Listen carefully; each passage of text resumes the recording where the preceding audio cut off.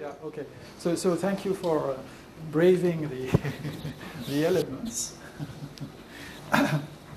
So let me just, I anticipated I had to make a correction. This is just very quick. It amused me, but I gave you a result that's too restrictive. So in fact, if X is a Banach space, and if the dimension of X is greater strictly than 2, then min X is different from max X. So the reference is, this is in my book, and Paulsen proved it for dimension at least 5, which is... By different, you mean isomorphic or isometric? Completely. No, you see, they could be finite dimensional, so it's as operator space, not completely isometric. Yeah. Isometric. Yeah, not completely isometric. They could be completely isomorphic. Oh, think of them finite dimensional. Yeah, think of them finite dimensional, but it applies infinite. So infinite dimensional, Dvoretsky's theorem gives you that this reduces to Hilbert space, and then it's very easy actually to see on Hilbert space that, because you have row and column, and you immediately see that it's. So what's amusing is that I remembered only the Paulsen result, and then when I opened my book, I saw that I had proved it for dimension greater than 2, but I had completely forgotten it. So. Okay, so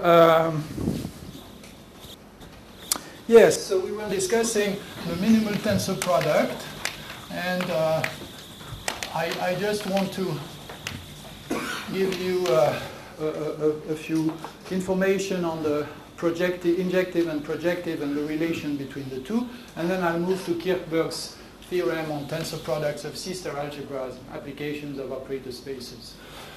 So I remind you what we had. We had this space that was embedded in the bounded operators in H1 tensor H2, assuming that Ej is in BHJ, just an operator space. So the important thing that's very useful to observe, it's very easy from what was said yesterday, is that if we have Uj CB maps, or j equal 1 or 2, then Uj, so for any such maps, U1 tensor U2 considered as a map from the min tensor product to the min tensor product. So of course, I should say that first I consider the algebraic case, and then I ask whether this extends to the completion. It does extend, and it extends to a completely bounded map with norm less than CB norm of U1, CB norm of U2. So that is a very useful fact, because it allows you to juggle the complete boundedness property against, other maps in a very, very useful way. And in fact, this is what is useful. In fact, this is equality. So,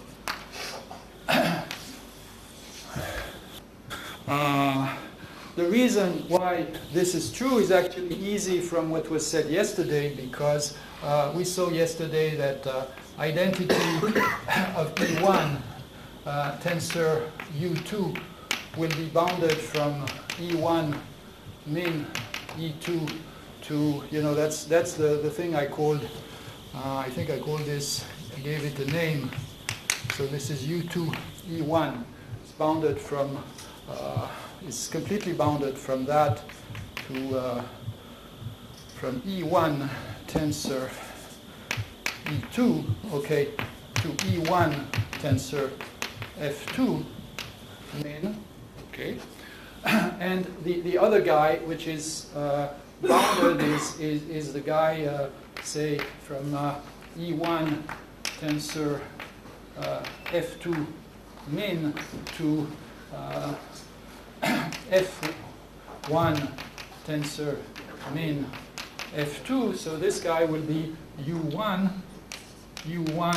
tensor, the identity of now F2. You see, I'm using twice the result that I mentioned yesterday, that if I take the identity not only on Mn, but on anything, then I have the same thing as I had with the definition of completely bounded maps with Mn of E, Mn of F. Just now, Mn is replaced here in what is written here by E1. Okay? And I know I can put any operator space, so I put E1. And in the second line, I'm doing the same, but I'm using the commutativity of the injective tensor product, of this minimal tensor product, so that actually I can do the same with the second variable. So I put the identity on the second variable and the map on the first variable. But of course then the composition of these two guys, okay, so now the composition of identity E1 tensor U2, and then I think I did it so that this goes after, so U1 tensor identity of F2, right? This is exactly the same as U1 tensor U2. So we get it. Okay.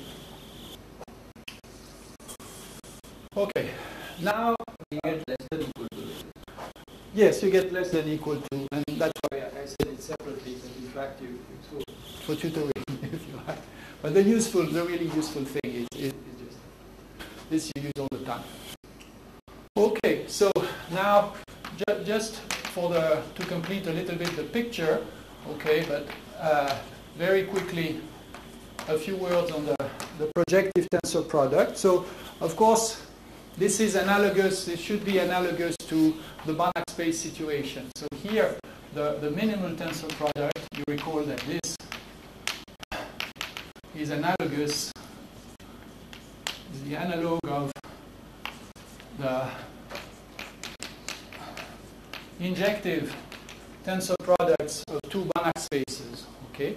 Now we discussed in the first lecture the projective tensor product of Banach spaces, if you recall.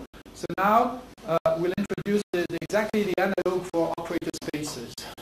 So if I have two operator spaces, E1 and E2, I'm going to consider an element of Mn of E1 tensor E2. And this is a little bit complicated definition at first, but it's not too bad. Let's see. So this will be the matrix Tij with Tij entries in E1 tensor E2. And I will look at the following. I will define the norm of T in Mn of E1 projective E2, so maybe let me do it like that. By definition, the n norm is going to be the infimum of so the norm of let me see. Oops, I didn't open this. So I see the norm of A in M n times okay. Oops. And let's put just only one. Okay. And then norm of x1 in Mn of E1, norm of x2 in Mn of E2, and then norm of B in and this is not n, this is n squared, n squared times n, where here the decomposition is over all representations of the following form. So it will be this is equal to the sum of I. So now let's say PQ.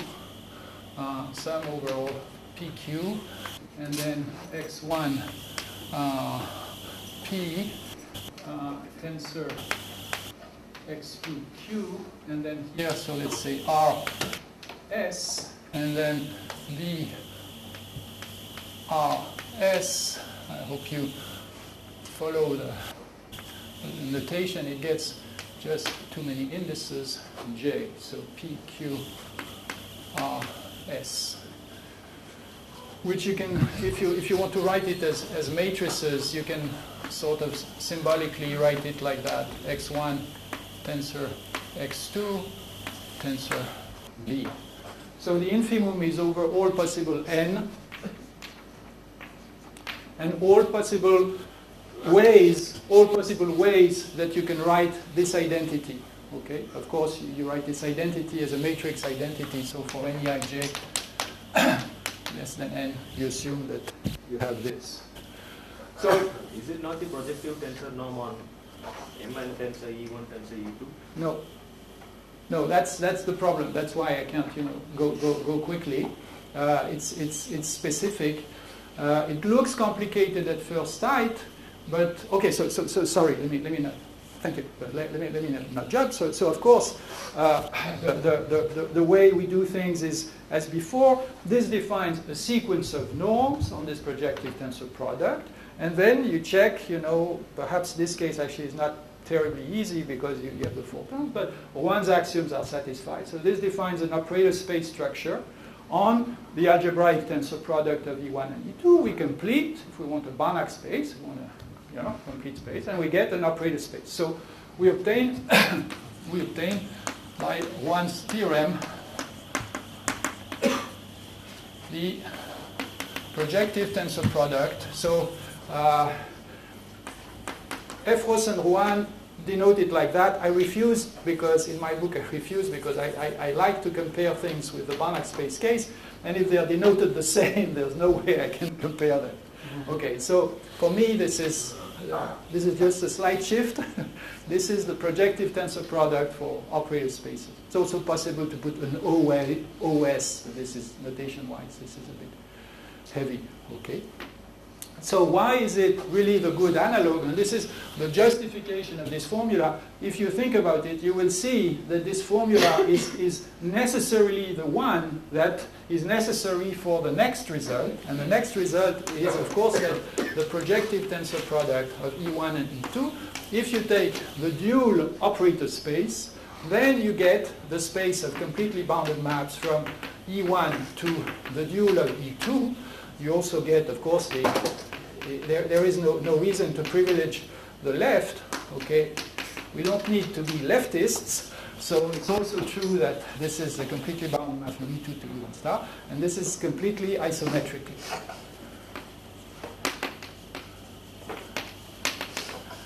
Okay, so now this tensor product is commutative. Of course, it's in duality, so everything is parallel, so it's commutative, associative, but it is, I will explain, it is projective, but not injective.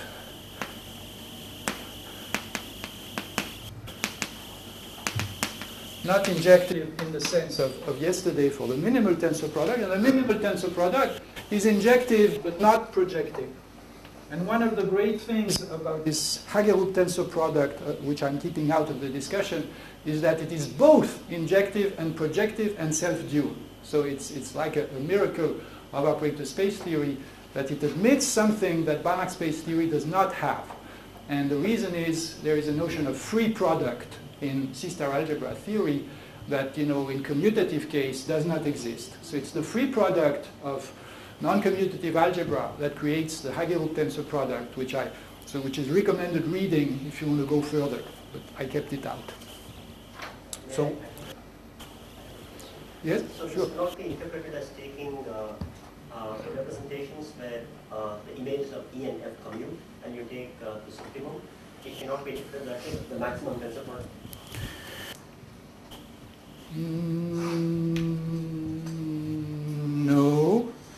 No, what you're saying leads to something that actually I have studied, which is something else, which is called the symmetrized Hagerup tensor product.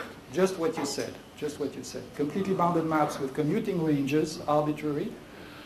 So it's a different guy. But it's not clear why this is the maximum, right? I mean, why this should dominate any other tensor norm on. Yeah, but you accepted yesterday the other one was minimal. It's dual, so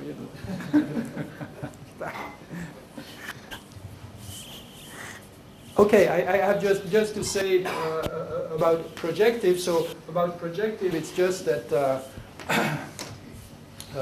You know, we can define a metric surjection. So if I have a linear map, U, completely bounded map from E to F, let's call it a metric. Okay, it is called usually a complete metric surjection. Complete metric surjection. If the map that you obtain from the associated map from E over the kernel of U to F, okay, it's the usual diagram, E over the kernel of U, and then U tilde. If this new map, after you pass to the quotient by the kernel, is completely isometric.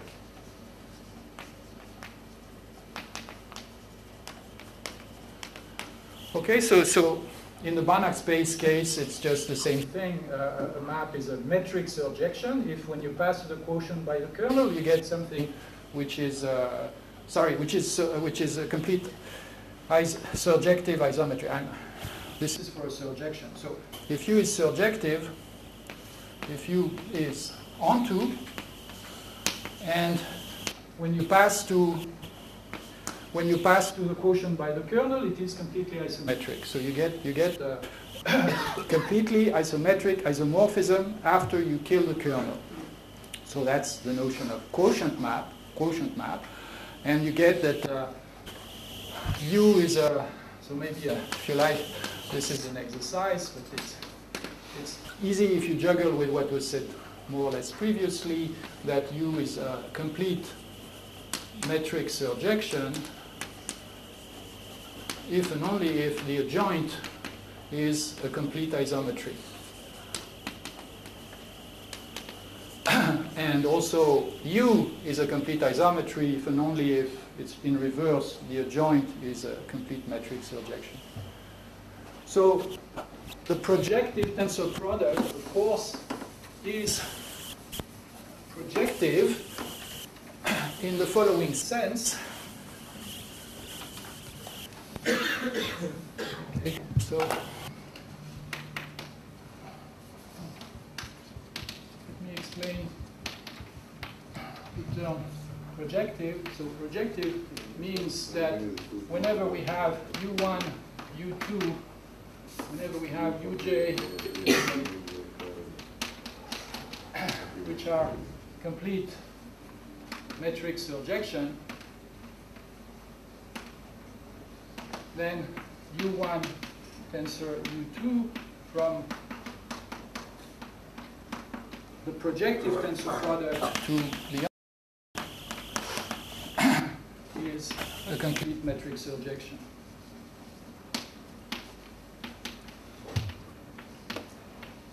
Also. Okay, so injectivity, we considered injectivity yesterday. Injectivity actually corresponded to saying that if you have embeddings and you take the tensor product with a minimal tensor product, then you still have embeddings. So projective is very natural, and it is due, of course, to the previous property. Just says if we have quotient maps and we tensor them, in the projective tensor product, we recover a quotient map.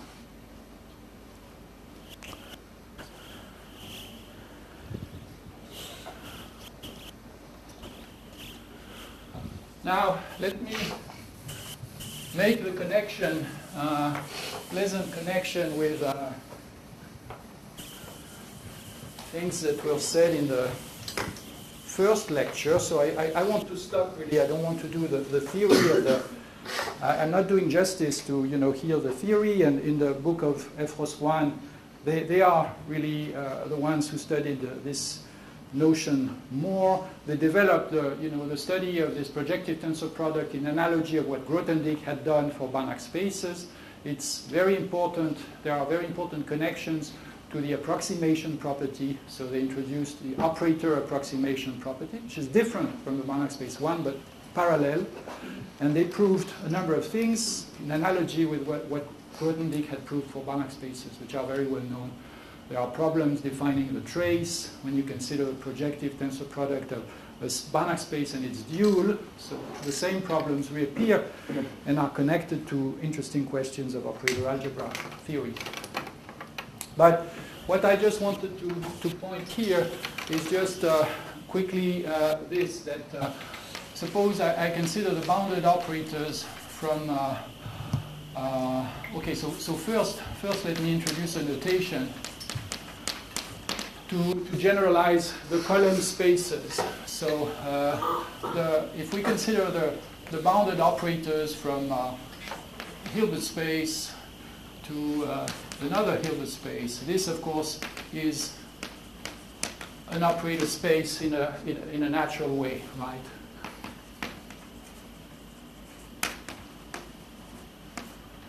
Right? We already use that. If we have two different Hilbert spaces, we just put them together, and we of course realize a single operator on a single Hilbert space. Okay.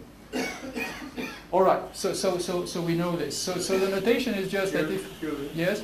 They're just seeing it as a sub of B of H trace of K. Right? Yes. The sub operator subspace of B of H plus K.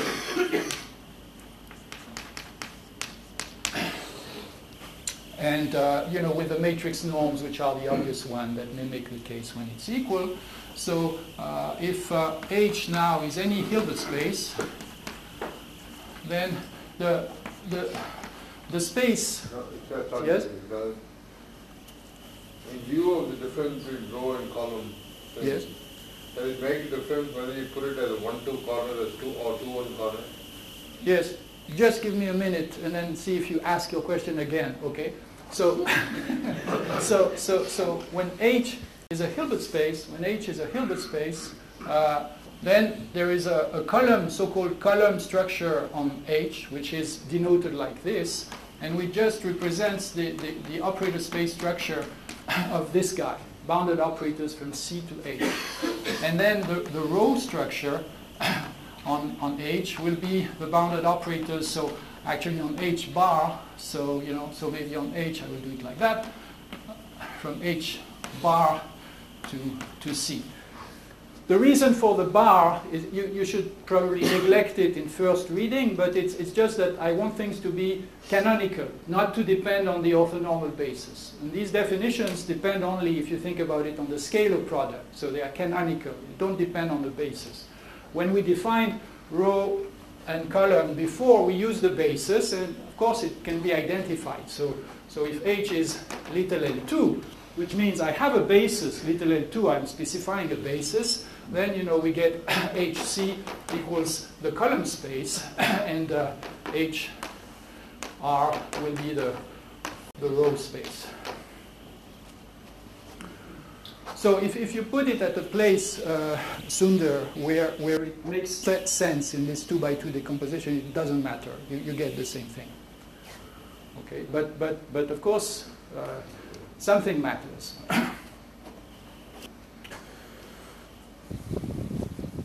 So you recall that we considered the bounded operators from K to H in the first lecture, and we used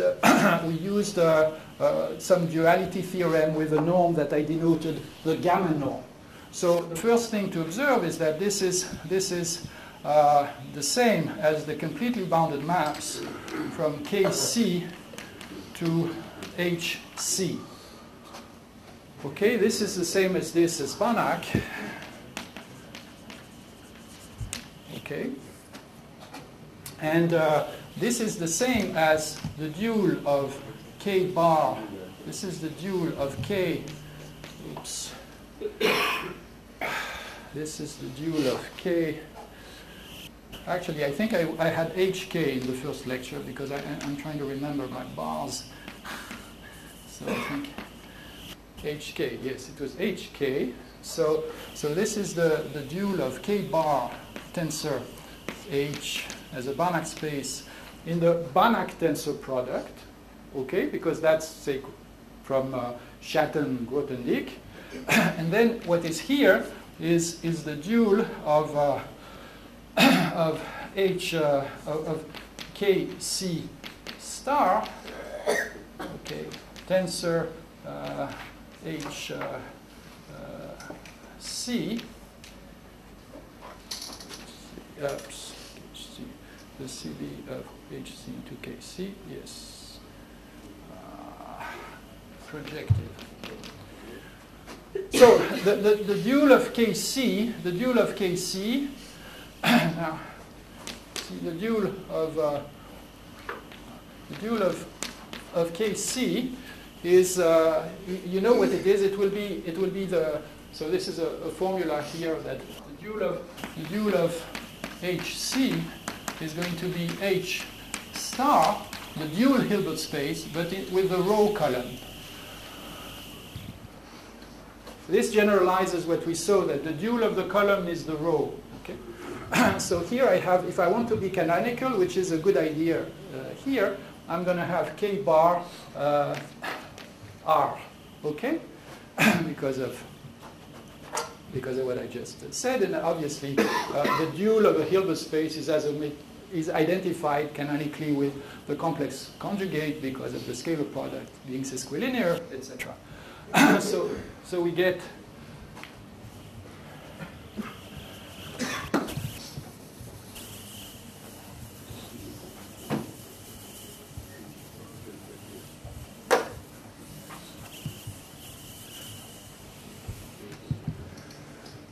okay. So what we get is that this maps CB, this B of HK is now identified with K bar R tensor projective HC. So this space, of course, is this space as a Banach space. This guy as a Banach space. This is the space of trace class operator. Okay, it's the same as trace class operators. I will denote it by S1 for the trace class, and then this is the trace class formally from, say, K to H. Canonically, not using a basis, it can be identified as with the trace class. It's the same object as a Banach space. These guys are same, of course, because we get the same also for the dual. So this is not surprising.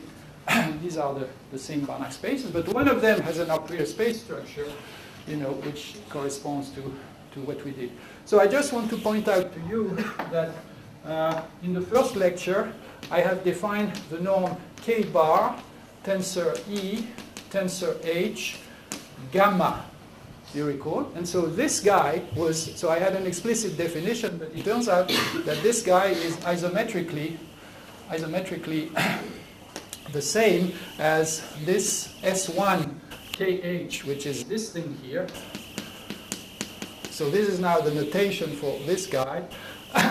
Projective E, and then, well, that's it. So this was in the first lecture. And so, if you recall the first lecture, I just started to remind you how one could prove Nachbin theorem from the fact that in the commutative case, we had that L1 of mu projective some Banach space E was the same as L1 of mu with values in E, and then if this E embeds isometrically in E1, the crucial thing was that this embeds in E1 isometrically. So here, what we used, I tried to prove everything explicitly in that first lecture, but actually, it just what we were proving was analogous. That is, this can be thought of as a vector valued L1, and if you think of it as a non-commutative vector valued L1, it is not surprising that it will satisfy, this same thing. So the model is, now that we have the projective tensor product, we can actually do this not only for the trace class, but for any non-commutative L1 space, and then we have a notion of vector valued non-commutative L1. So this is what I used to go to LP. I used complex interpolation to replace L1 by LP, okay, interpolating between L1 and L infinity. There is a small catch here, which is that I'm going to, if I do this, I can then define, okay, yes? You said non-commutative L1 now. As an operator space, whether you mean just the dual of a chaser algebra? Sorry? The non-commutative L1 you just mentioned. Yes. As an operator space, dual of Caesar algebra. Pre-dual rather. Pre-dual. But why the pre-dual of whatever algebra? L1 is the pre-dual of L infinity. No, why is it an operator space? Oh, because it embeds in the dual. And because of this result that I, quoted Blecher's result, the space embeds completely isometrically into its bidual. So you get it, you recover like that. So that is not the same as saying dual of Caesar algebra? I want L1 spaces, so L1 spaces are not dual spaces. That's all. Okay, that's all. So I just want to, not to be reduced to, okay? And So is this a complete isometry? Because in that diagram we had just isometries there. Right? So eventually the top thing, BHK. Yes, it is. But actually, you mean here? No, the upper one. The upper, well, this is Banach. But you're right. It is. Yes, it is completely isometric. Yes, it is completely isometric. At each level. Here it is completely isometric. And the top. Well, whenever I have the bounded operators, which top? The one in front of your hand here. Here. Yeah. But this is a Banach space. So the question. With that operator space structure. Oh, sorry. Yes, I'm just. Yes, the answer is yes. Yes. So yes, it is a fact. This is maybe a good point for tutoring that Mn. Just if you look at Mn and now you look at it as completely bounded maps from Cn to Cn, then this is the same operator space structure as Mn. So this is the right thing. Yes. Sorry. So these are all complete isometries. Right? Yes. And one more thing here, when you do this gamma norm on the left, we are just looking at it as a norm space. Right? We don't complete it there. But the right-hand side is the completion. So. Right. But you see, this was the first lecture I wanted to use nothing and just do from scratch the proof. So in fact, this is you can write it with a Hagerup tensor product, and then it's a complete isometry. So in other words, there's a natural operator space structure on this gamma guy that makes it work. What is behind is that, in fact, this is, for those of you who have heard of the Hagerup tensor product, so this is this thing. This gamma guy is the same as this thing. Okay, but the Hagerup tensor product, there could be a course just on that. Okay, so if I have a von Neumann algebra, this is a C-star algebra, which is the dual of something. Okay, this something actually, by nice result of Sakai, happens to be uniquely determined. Pre-duals are not always unique, but in that case they're unique. So we can speak of the pre-dual, and this is called, of course, a non-commutative L1.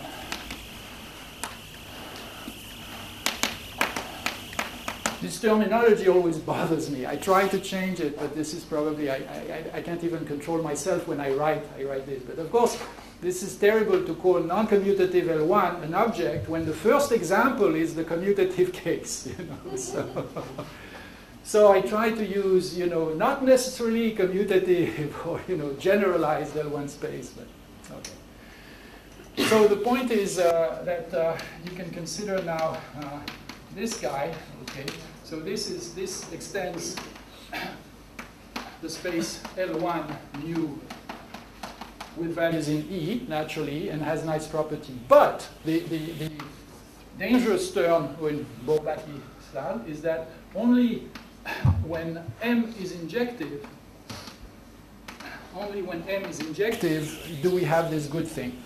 So do we have the injectivity, which is here. So it's true that M star projective E embeds isometrically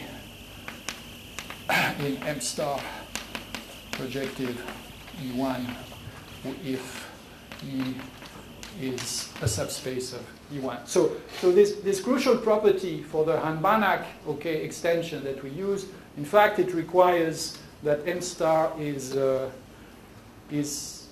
predual of an injective. And here it was true when we applied it because the trace class is the predual of B of H, which is, or B of K to H, which is injective.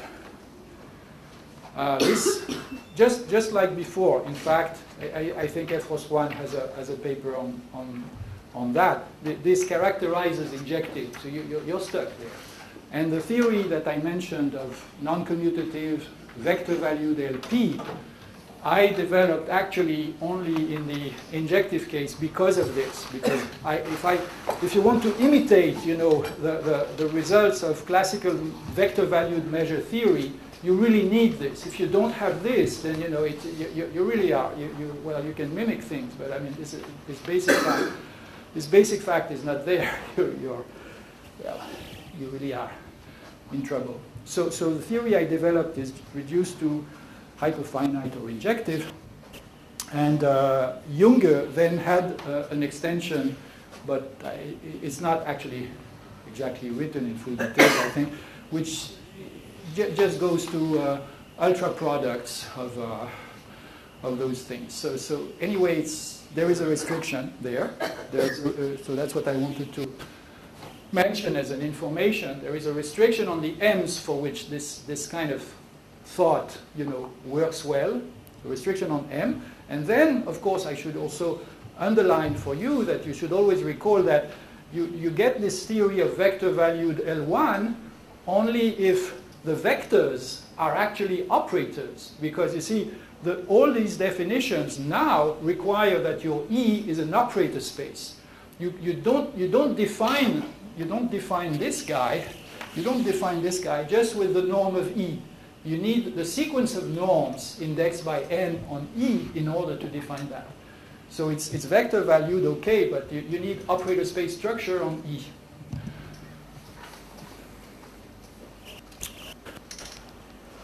I think that's all I want to say for tensor products of operator spaces, and I'd like now to show you in detail the proof of Kirchberg's theorem. So I'm now shifting to tensor products of C-star algebras, applications of these ideas to tensor products of C-star algebras. But if you have questions on this, now maybe is a good time. If you're wondering about a question. Yes? So is there something nice about the predual of an injective column algebra that we should keep in mind? What do you have in mind? I don't have anything, so I just want to ask. It's, so there's a whole lot of theory extending properties of L1 to these guys. So classifications and so on. So, like, for instance, important among the recent results, there's a memoir, AMS, by Hagerup, Sukochev, and Rosenthal, who prove that if you take, for instance, the injective factors of the various types, 1, 2, 3, okay, then the predues are not completely isomorphic. I think there's something still open actually there. I think that they can differentiate type 1 and type 2 up to complete isomorphism. You see, isometry, of course, is easy, but isomorphism is delicate because you have more room. That's a very good reference for, that's like 5 years ago.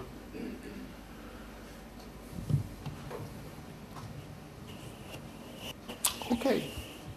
By the way, if you have questions, I'm in office 416, and I can be there between 2 and 3. Come to me if you have questions. After lunch.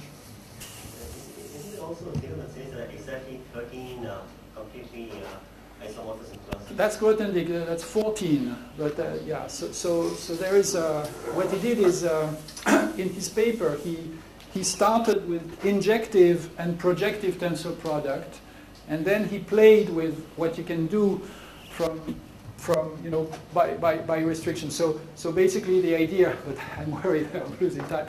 But the idea is, so take the projective one. So the projective. Oh, by the way, I might have confused you about something. So sorry. So I insisted that the projective one is projective and not injective, and then I used and I emphasized that here this is injective because I'm using injectivity. So this is special to L1 of an injective phenomenon algebra. Okay? But if one of the two factors is L1, and then this projective tensor product, which should not be injective, is injective because one of the two factors is L1. Okay? But in general, it's not injective. So since it's not injective, I can consider what it induces on subspaces on the right or on the left. So this is what Grothendieck did. So he had some crazy notation with bars that go up or down, very funny. And so he did this for the projectives. He gets the injective hulls, so to speak, of the project. And for the injective, he can do the same. He goes to quotient because this one is not projective, so he gets another 2. And so by doing all these operations, he obtained 14 different tensor products of Banach spaces. I had a different question. I'll come to you maybe. Yeah, later. Later. I want to do the Kirchberg theorem. Yeah.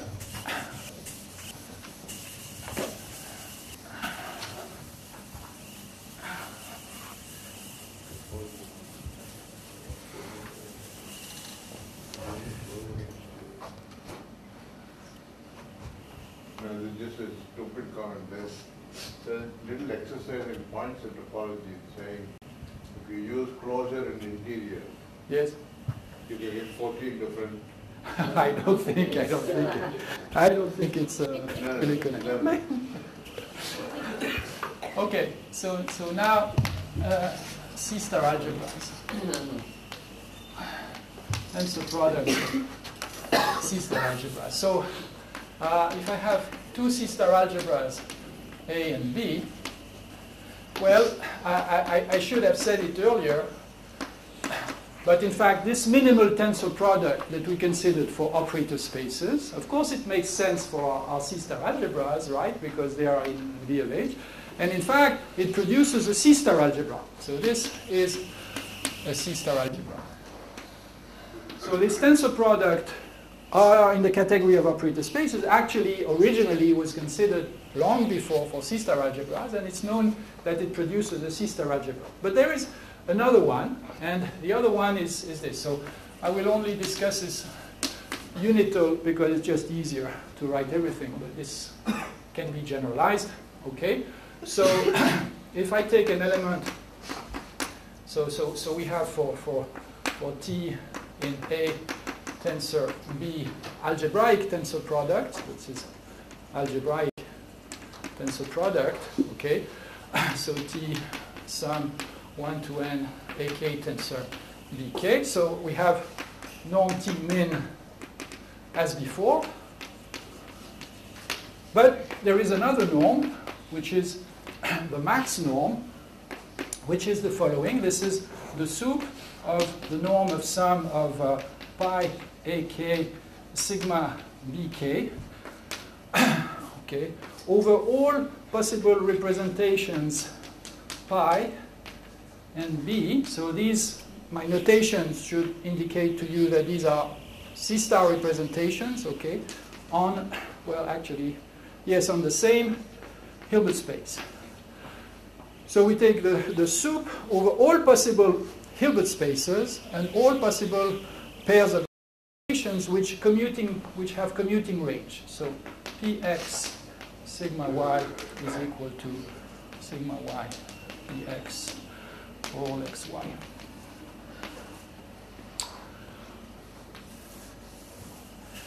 Okay, so it turns out that this defines a norm which satisfies the axioms of C-star algebra, and so after completion, we get A times B, which is a C-star algebra.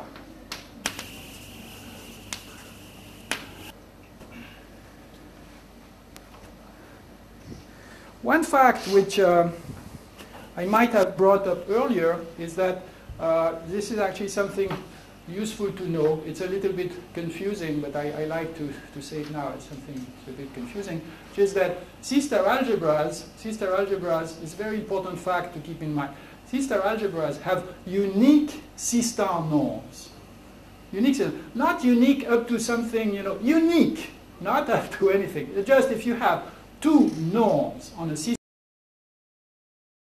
axioms that produce a C-star algebra, these norms must be the same. So here, the point is, you see, I'm introducing on the algebraic tensor product, which is a star algebra. I can make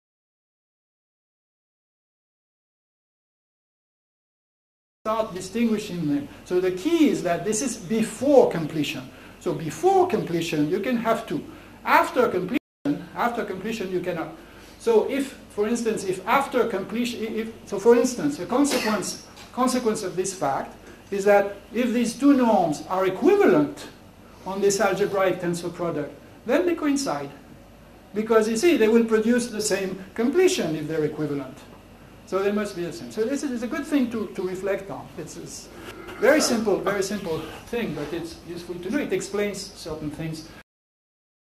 So then the definition that I will use, I use this actually, and it's convenient for exposition because it avoids writing the same thing a lot of time. So AB is called a nuclear pair.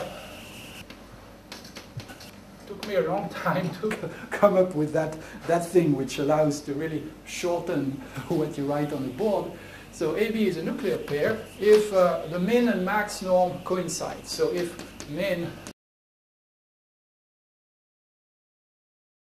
max for any t in the algebraic tensor product. So this is the same actually as saying that the C-star algebras after completion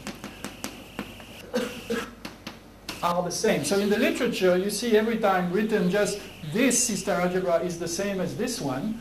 And if you're wondering whether it's isomorphic or isometric, well, it's automatically isometric because of what I said. Two C-star algebras have only one norm. Okay.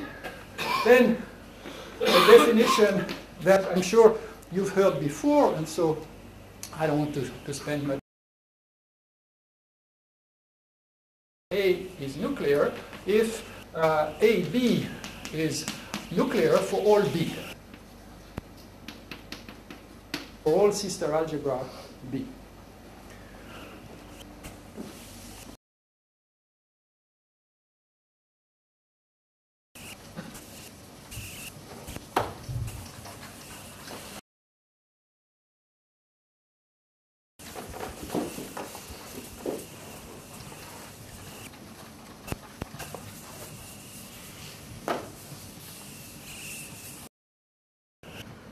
So the Kirchberg's theorem that I want to show you today is that if A is the C-star algebra,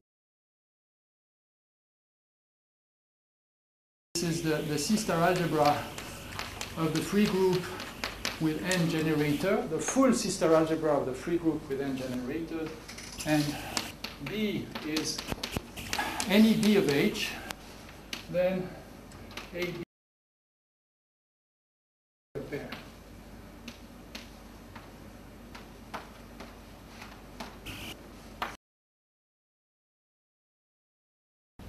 So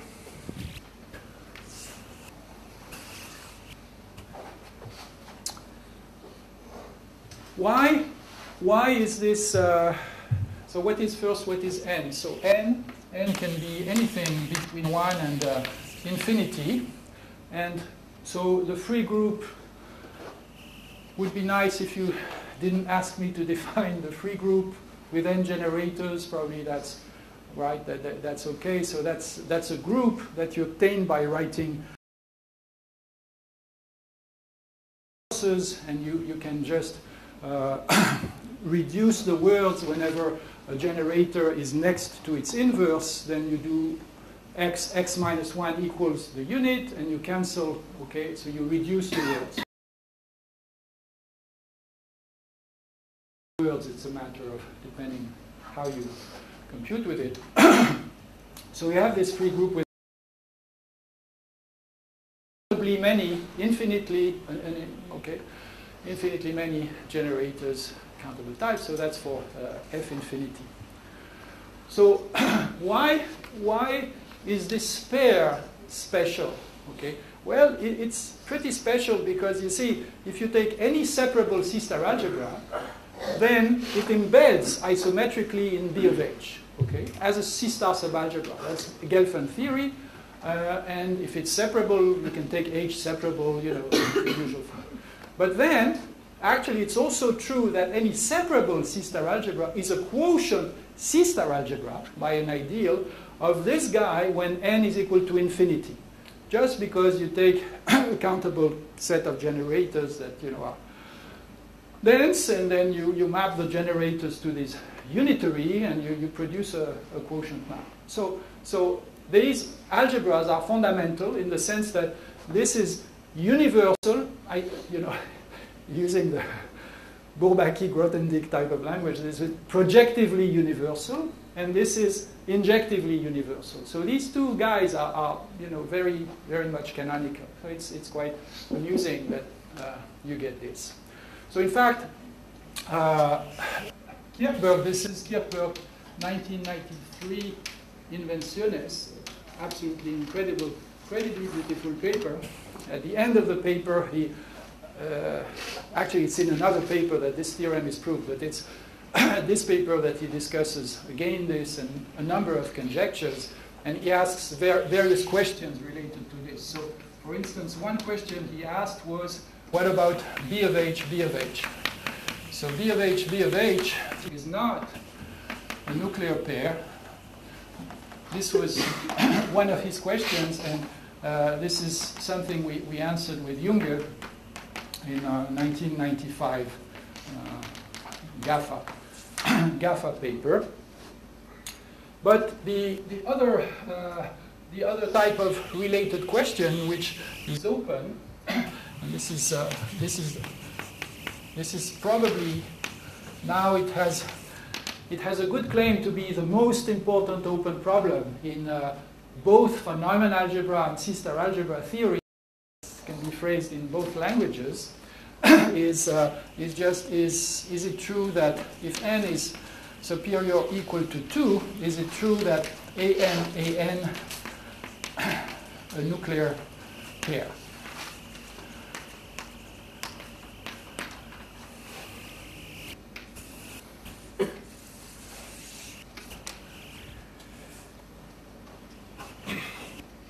So let me show you the proof of this theorem, and then using the ideas of the proof of the theorem, I will show you also a very concrete description of what it is that needs to be proved. Operator space theory also actually has something to say on this open problem, and it says, well, actually there have been attempts from all directions with things reduced to a certain inequality, which is still open, of course. Why do I make this emphatic claim that it is the most important open problem? The other problem that claims to be as important is the problem about the free groups, whether the phenomenon algebras of the free groups are all isomorphic independently of the rank of the free group. Okay, both are top problems. But the reason why this one is so important is that it happens to be equivalent to lots of other basic facts, and it's also equivalent to a conjecture of Alain Cohn going back from his famous paper, 1976 or 4, on injective von Neumann algebras, whether any finite von Neumann algebra on a separable Hilbert space can be embedded in the ultra product of, well, matrix von Neumann algebra or hyperfinite, the hyperfinite, so-called hyperfinite 2-1 factor. So it's equivalent to a very, very basic embedding problem of Alain Cohn. So you'll see it in the literature. It's quoted as Cohn-Kirchberg problem because of that. But Kirchberg is the one who proved the equivalence to Cohn problem. Will this answer also A and M to do it first. Yes, yes, yes. Okay. So this is just right. The thing is that yes, we so note that it just everything reduces. We can reduce to either n equals 2 if we wish, or n equals infinity if we wish, just because the free group with infinitely many generators embeds in F2. So if we have, so they all embed mutually with nice conditional expectations, so it's... What happens if you take 11 instead of C star 11? If I take what? 11 1 over 11, I'm sorry. The group one. Group 1 over. Oh, yeah, no, it's not true. So in fact, this is, yeah, they are not a nuclear pair. Also, any pair of von Neumann algebras which is not trivial is not a nuclear pair. The trivial case, I think I said it in the first day, is when it's essentially commutative up to finite dimensions or something like that. Finite type 1 is, I think, the label. So any, so what you ask, I mean, any pair. In that theorem, in case the base theorem, you take instead of A, 11, group 1 over. Yeah, then it's not true. You need just the C star.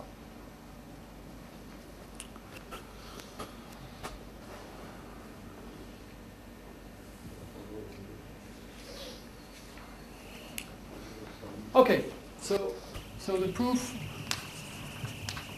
needs very simple lemmas. So first lemma is this. Assume that I have an operator space which is the closed span of a family of unitaries, and I have a C-star algebra which is inside B of H. I assume that A is the C-star algebra generated by this family UI and by 1. Well, C-star algebra generated by E actually would be enough. Okay. And assume that I have a linear map from E to some B of K, which is such that it is unital, and it is taking unitaries to unitaries. So all these unitaries are maps to unitaries on K for any I in I. Then what you have, I stated in a provocative way on purpose, if the CB norm of U, I stated as this statement is useful. So it is useful like this. If you just have a bound on the CB norm of U, which is going to be equal to 1 because of this, but anyway, U is defined only on E. And this implies that there exists actually a representation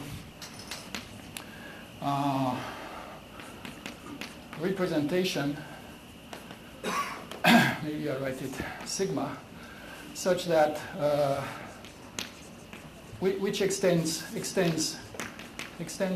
U. So in other words, U is the restriction of a representation. So U of A is equal to sigma A for any A in E.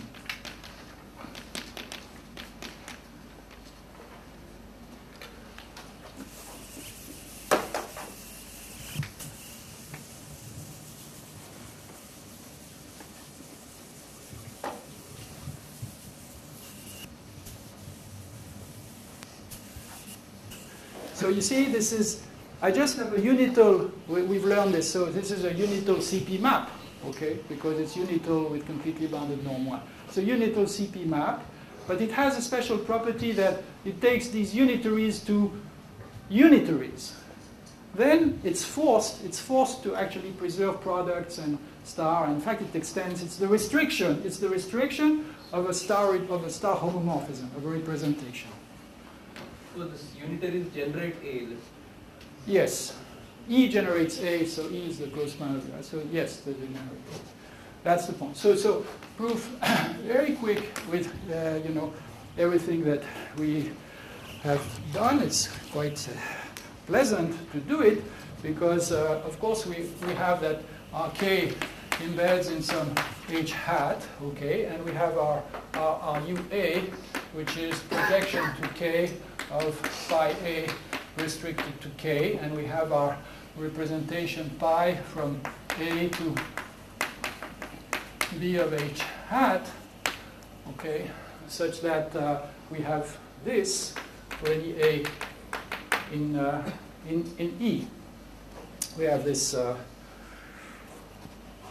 we've done all this, we have the extension, okay, this unital complete contraction extends to unital complete contractions to which we apply Stein-Spring theorem, okay.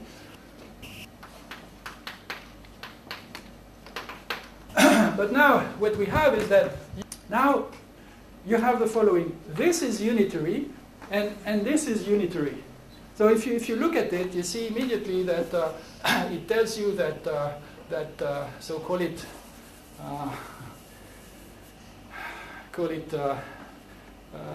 AI, okay?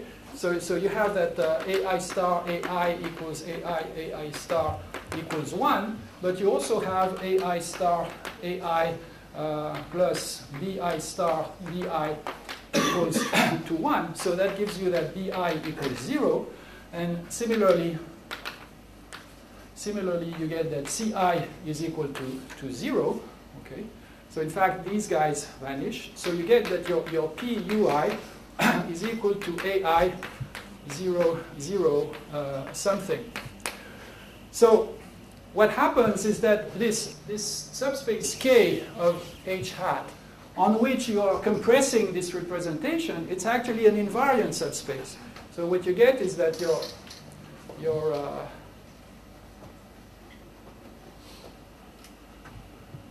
what happened? So what you get is that your U of UI is actually pi of UI restricted to this K, which is now an invariant subspace. So when you have a unitary and you have an invariant subspace of a unitary, well, it is also invariant for the adjoint. It's actually immediate to see here.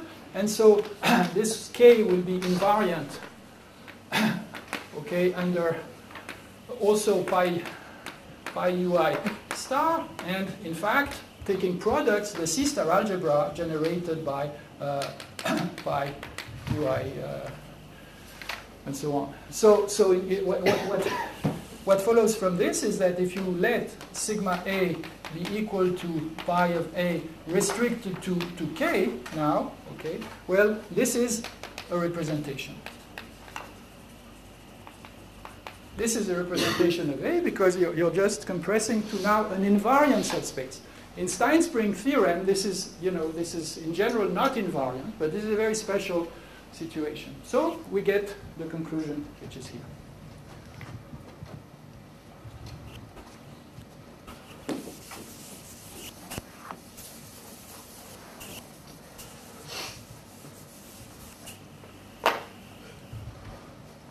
So lemma 2 actually perhaps you've done it in the tutoring. It would be nice.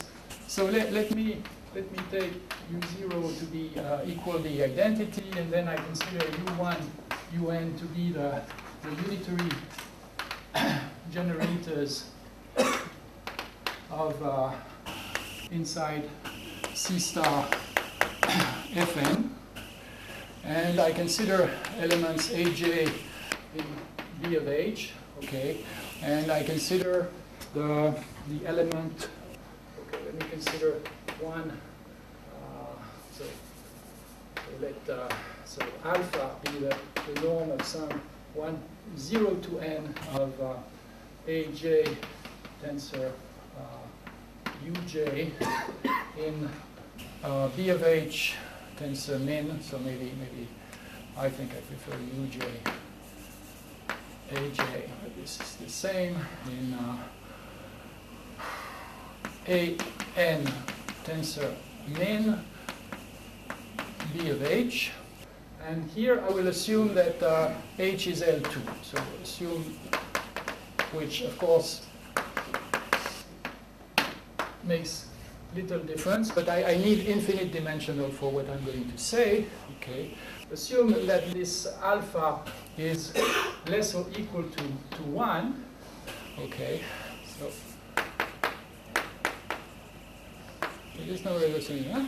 Then it follows that there exists a factorization with B, C in B of H, such that Aj is equal to Bj star Cj, and both vectors, both B satisfy that this is less than 1.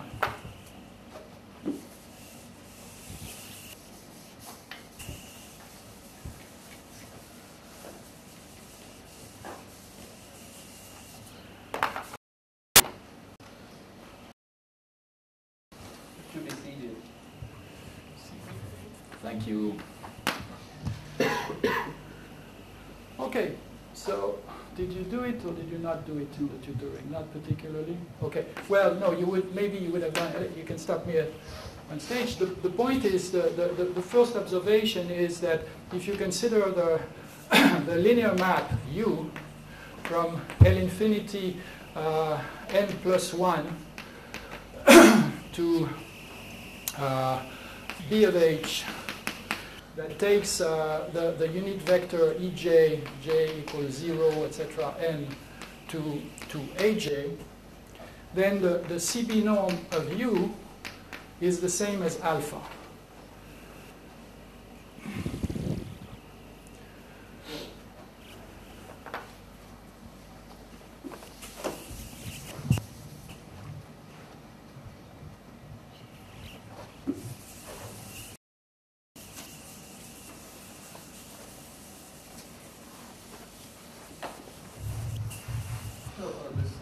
Specific to C star Fn, is it okay? Can we have any other C star algebra and a bunch of unitaries and? That's specific. This is absolutely specific. You see, it corresponds to the fact, so maybe I should say the remark. It corresponds to this is equivalent, or this can be interpreted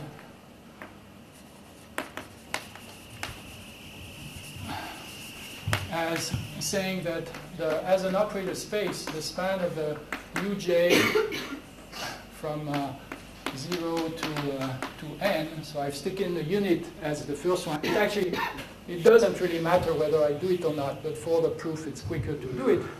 That this guy is actually the same as L infinity n plus 1 dual, or as max L1 n plus 1, completely isometrically.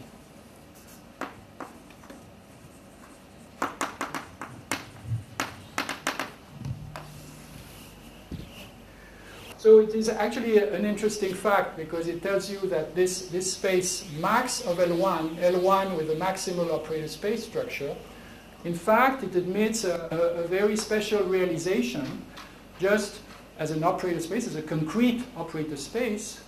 It admits a realization just as the span of these UJs, and you can map the canonical basis to there. So that gives you a complete isometry. So let me show you this. You see so suppose I want I look at the CB map. So I look at the CB map. What I need is that it is less than alpha, but it is equal. So we show just what we need is that it is less than alpha. So we look at UM from MM of L infinity n plus 1 to MM of B of H.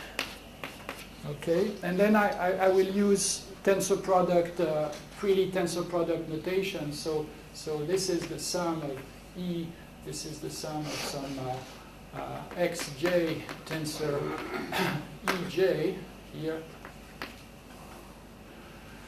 And then this is mapped, so um of that is mapped to the sum of xj tensor uj, right? Because I'll map an xj belongs to mm. Okay, so I view this guy, I identify this guy with tensor min L infinity n plus 1.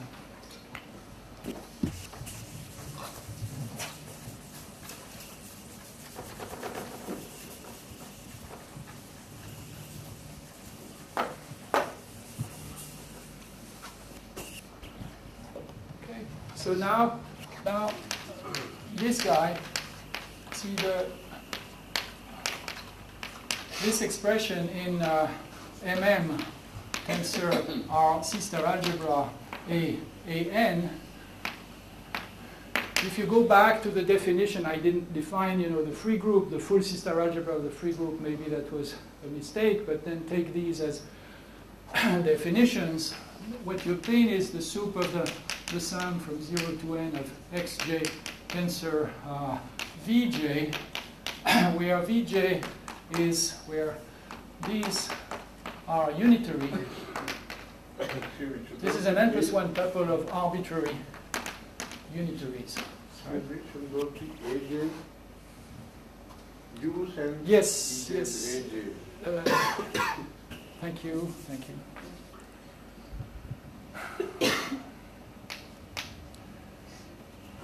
Yes, yes, yes.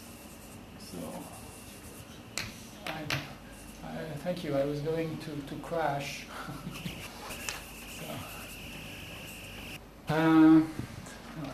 Or should those be UJ? No, AJ, but then my of course, my thing here is not to time this is, I can do it now. So then this is not the soup of anything. So, so this is, yes. So this is less.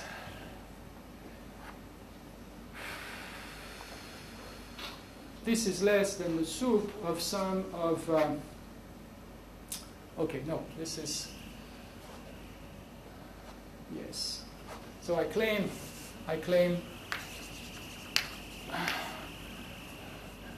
this, that this is less than the soup of this thing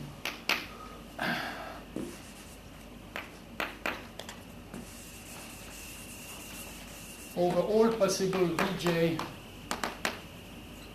unitary. Okay, so this is the soup now over xj less than 1.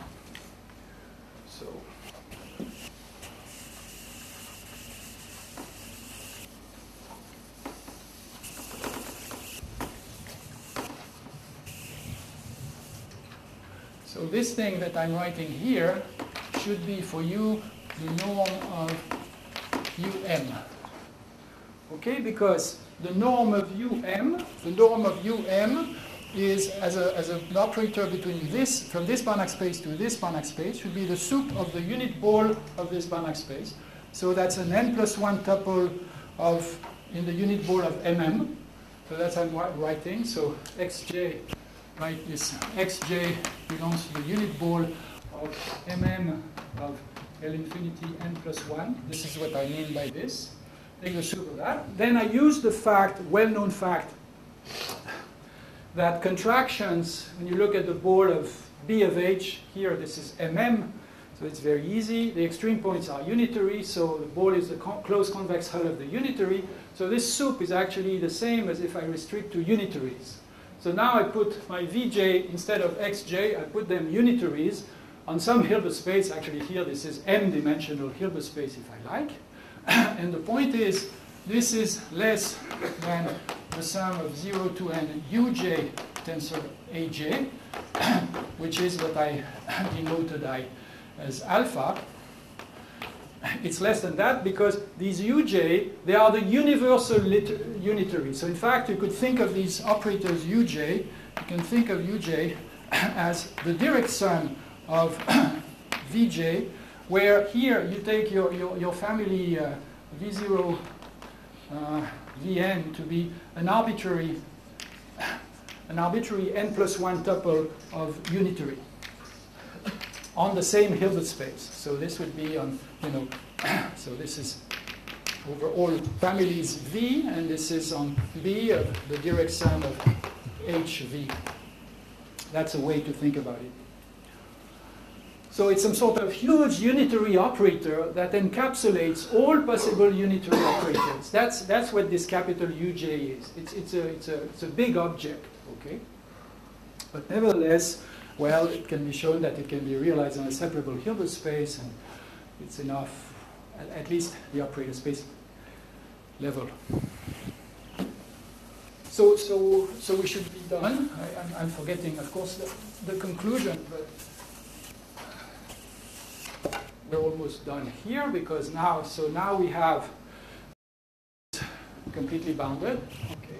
So we obtain that sup over M, the C norm of U, sup of norm of UM is less than alpha. And now we can factor our U. So we have our U of EJ, which is equal to AJ, which can be written in our familiar form, P of EJ.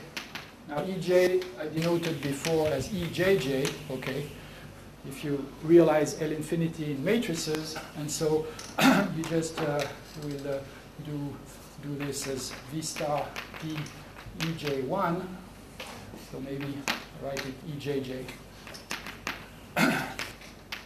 times P of E1JW, so that will give you CJ, that will give you BJ star, this guy. And so there's a little thing to fix, but this gives us the factorization. AJ is equal to BJ star CJ. And then when we look at sum of CJ star CJ, we see appearing W star sum of pi of EJJ W. So this is actually, the norm of that is less than norm of W squared, which we can make less than 1, of course, less than square root. So the 1/2 is less than W, and so we obtain that norm of BJ 1/2, norm of CJ 1/2, less than norm U CB less than alpha. So doing this, we obtain everything that I have announced, except the little thing, but which is easy to fix, which is that I want my factorization not to be in some fishy rectangular B of HK with H hat, etc. I want the same space. So if my AJ are in my B of H, H being L2, I want BJ, CJ to be also in L2. But then, you see, this is very easy because, of course, all Hilbert spaces are isomorphic. Since I use L2, which is infinite dimensional, in fact, I have room, so I can do that if I like. So if you want the details, you can assume that H hat is V. VH, well, the map was into K maybe, or no, into H. Okay, so VH and WH. Okay, so this is L2, so that would be, separable. Okay, so that says that we can always assume our H hat is separable. It might be too small, but if it is too small, we just enlarge it to get little L2. Okay. And now we have our H hat, okay, equals to little L2. Maybe we tensor with little L2 one time, so it gives us little L2, tensoring with the identity.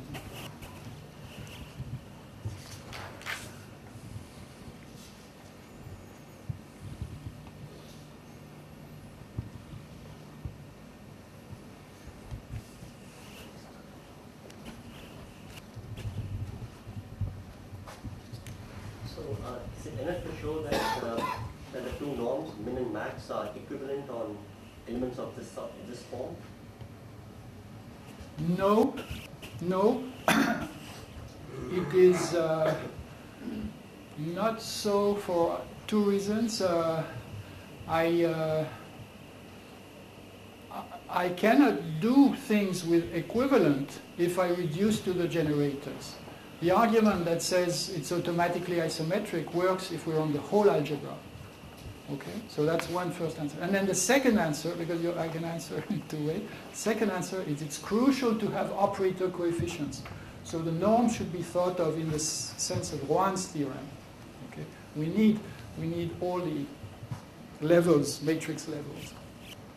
Okay, so we're in pretty good shape.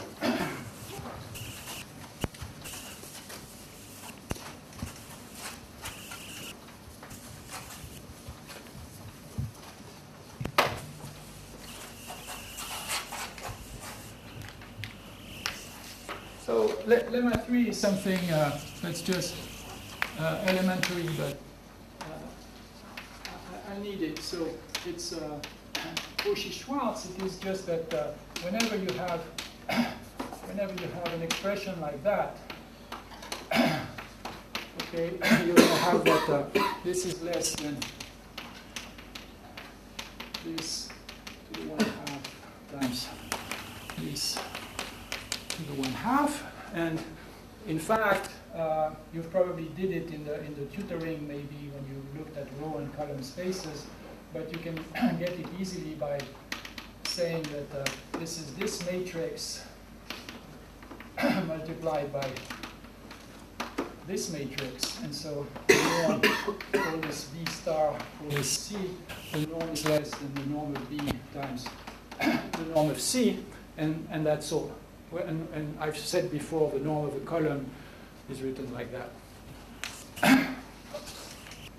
So let's now prove Kirchberg's theorem. So incidentally, this is my proof of Kirchberg's theorem. This is one of the things I'm really proud of. I think this is a very, very pretty application of operator space theory. And when I present this proof, I always say, please have a look at the original proof. Then you will appreciate this proof. So we look at our A, which is AN, okay, and we look at T. We need to show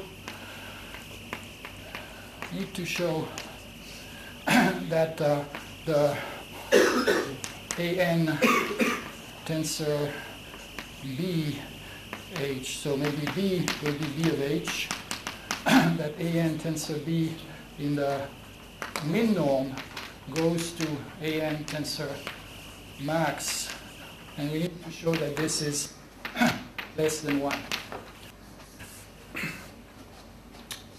Because I went quickly, of course, on the, the background on C star tensor norms, but as you guessed, the maximal tensor product, maximal C star norm is indeed the largest possible good C star norm on the tensor product, and the minimal one is the smallest one. And it's fairly obvious from the definition that minimal is less than maximal.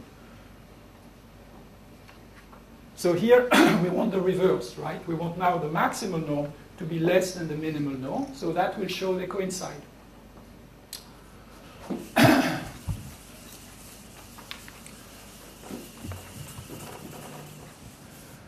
So the whole point is that, you see, we can look at our E, which will be the close span of our uj tensor B of H. Oh, this is the same thing as the close span of uj tensor, some V for V unitary over H, because all the unitaries of H are going to be generating B of H.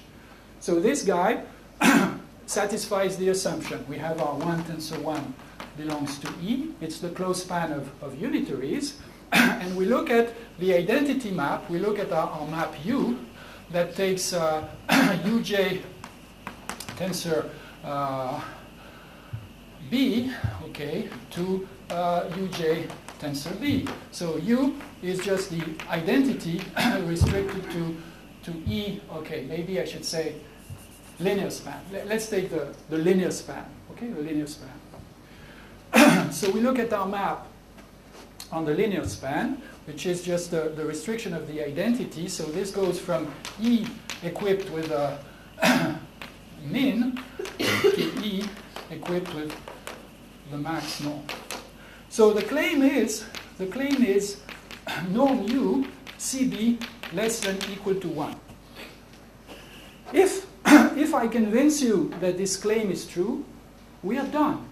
Because we have a map on the span of unitaries that obviously takes unitaries to unitaries. It is the identity. You see, on this before completion tensor product, it is just the identity map that we are looking. We're equipping the same space with two different structures. So no question, it takes unitaries to unitary. If we can show that it's like this, the lemma 1 says, well, it's the extension of a star representation. This star representation automatically has norm 1. This representation automatically has norm 1. It's something I should have insisted on earlier, but anyway, it is so. And so it will therefore show that the whole identity map on the whole algebra, C-star algebra generated by the UJ, that's the free group C-star algebra, is of norm, in particular of norm less than 1, CB norm less than 1, but in particular of norm less than 1, when I look at the minimal tensor product going to the maximum. Because, you see, this is a map from this living in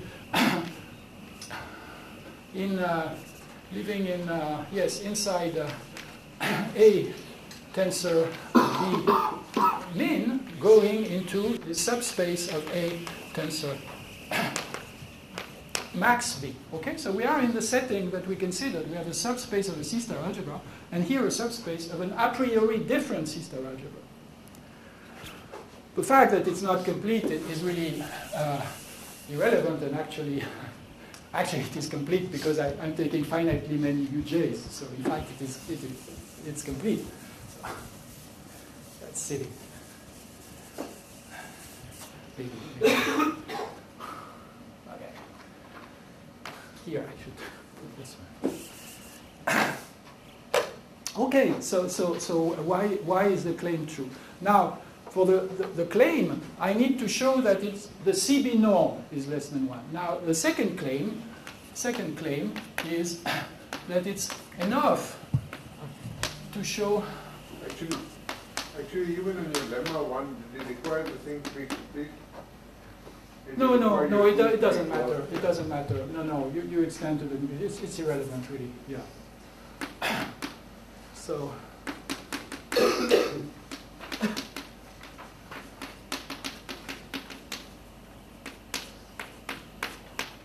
It's actually enough to show just that at the norm level, this mapping has norm less than 1.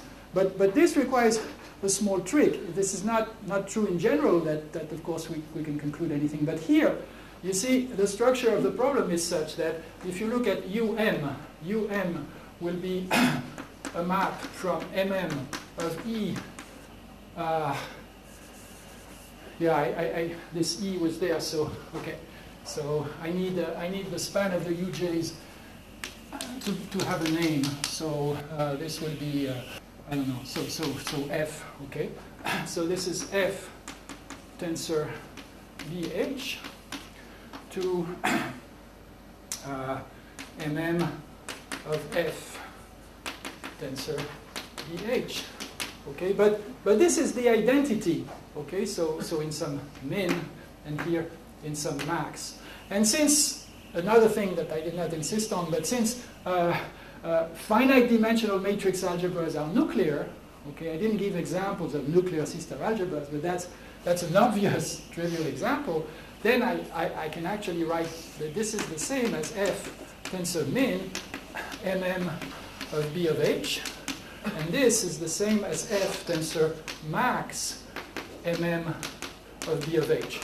So if I just replace B of H by MM of B of H, which is the same thing, and where this map acts like the identity anyway, I see that if I have the norm tensoring by B of h for any h, if I just have the ordinary norm, then I have the CB norm automatically, because this is anyway the identity on B of h. So in other words, this is an example of a map for which the norm and the CB norm are the same, but by trivial, really trivial reasons. Okay, so now finally why I have to, claiming after claiming, in the end I have to prove something, but this is now very easy, because let's take something which is in our space E. So if we take our T, which belongs to E, so T will be of the form sum of uj tensor some aj, and assume that T min is less than 1, so then alpha, which I take equal to 1 for simplicity, you see that your aj are equal to bj cj star. And so if you now take your commuting pair of representations, you will have that pi times sigma of t, which by definition is the sum of pi of uj sigma of aj. Okay, so now I'm testing, I want to test the max norm of this guy. So recall, I have to take a pair of representations with commuting ranges, pi and sigma.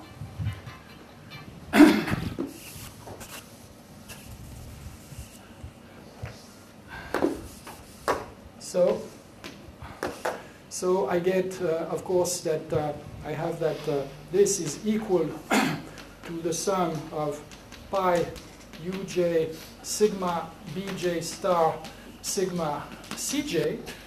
Sigma is a representation, so I can do this. But now the ranges commute. So this guy can go here. This is a very important point. So I can write it as sigma bj star times pi of uj sigma of cj. And now I go to this very simple Cauchy-Schwarz result, and I apply that. And that gives me that the norm of pi dot sigma t is less than the sum of sigma bj star sigma bj 1/2 times the sum of uj being unitary, it disappears, okay? And so I have here sigma cj star sigma cj 1/2. These are representations, so of course I will get this is less than 1 because I have the previous lemma. Previous lemma here was telling me that actually this but alpha being less than 1, this factorization here, so sigma disappears because sigma is a star homomorphism. It's automatically of norm 1 when it's defined on a C-star algebra like here. I'm sorry I couldn't finish in time.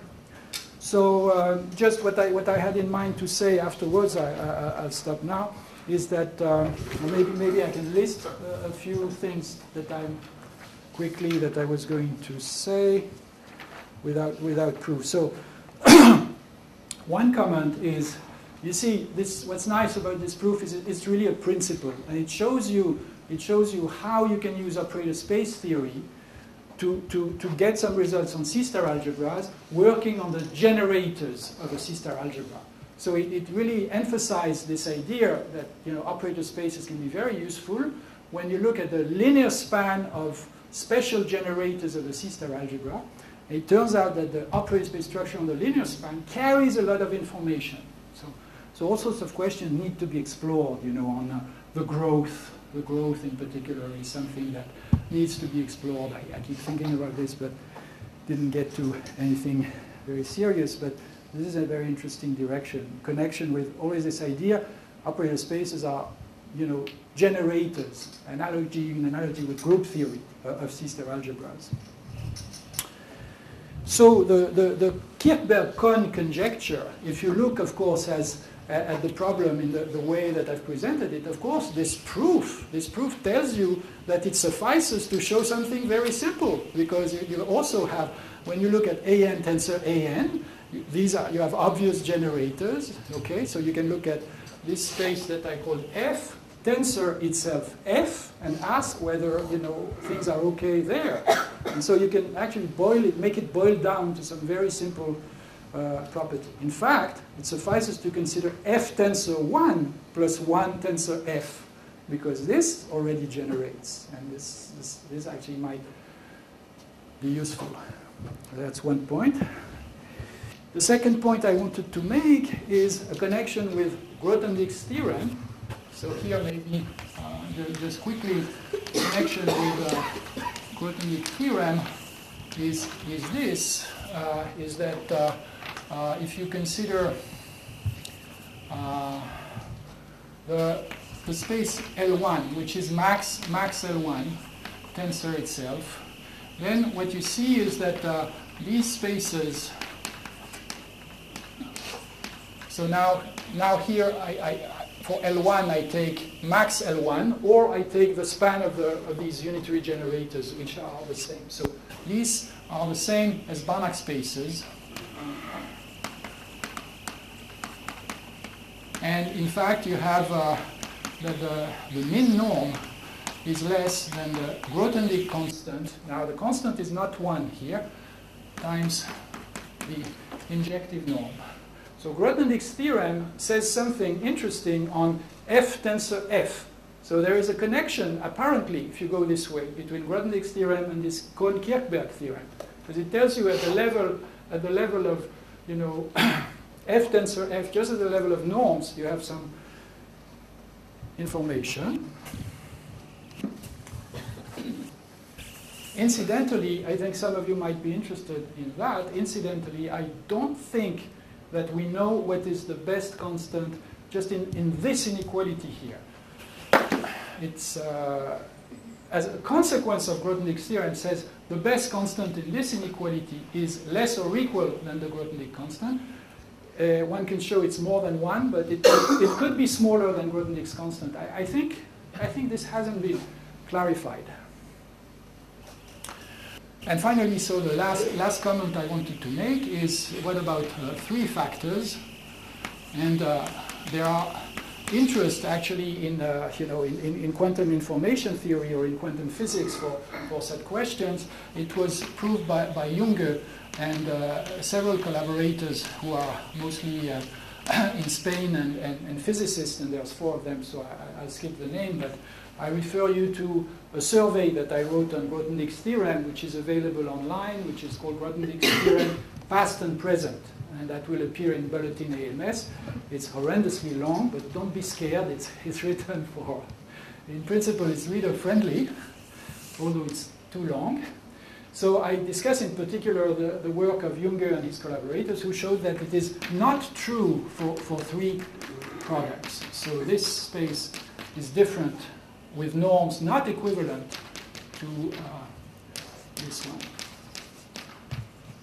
So if you take the minimal tensor products 3 times of the generators of the free group in the full C-star algebra, which is the same as the max L1 space, you get a norm which is not equivalent to the minimal tensor product norm. While for 2 factors, Grothendieck's theorem says it's the same.